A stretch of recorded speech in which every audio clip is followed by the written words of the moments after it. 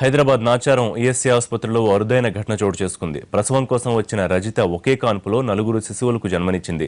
ఇందులో 3 మగ శిశువులు, 1 ఆడ శిశువు ఉన్నారు. అరుదైన సందర్భాల్లో మాత్రమే జరిగే ఇలాంటి కాన్పుల్లో తల్లి పిల్లలు క్షేమంగా ఉండడం చాలా అదృష్టంగా భావిస్తున్నారు ఆ దంపతులు. వైద్య చరిత్రలో మరో అరుదైన ఘటన.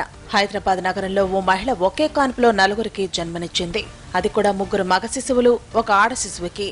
తల్లి బిడ్డలు ఆరోగ్యంగా ఉన్నట్టు వైద్యులు చెబుతున్నారు.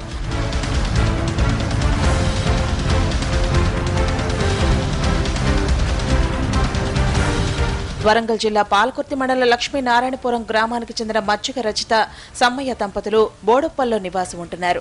2010లో వీరి వివాహం జరగగా మొదటి కాన్పుగా లాస్యశ్రీ జన్మించింది. రెండవ కాన్పు కోసం రజిత ఈఎస్ఐ ఆసుపత్రిలో చేరింది. 4 శిశువులకు జన్మనిచ్చింది.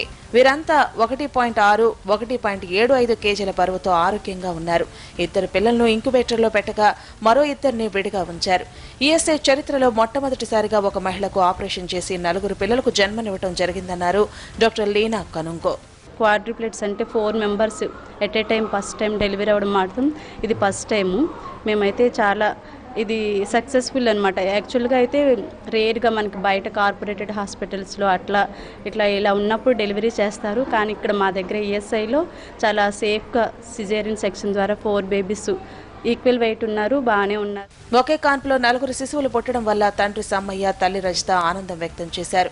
సమ్మయ్య వృత్తిరీత్యా ప్రైవేట్ ఉద్యోగి. విద్యానగర్లోని ఓ ప్రింటింగ్ ప్రెస్లో పనిచేస్తున్నాడు. పిల్లలు ఎంతో ఆరోగ్యంగా ఉన్నారని అంటున్నారు. ఇక్కడ జాయిన్ చేసుకుంటే మేడం స్కాన్ చేసి బాబు 4 ఉన్నారని చెప్పింది.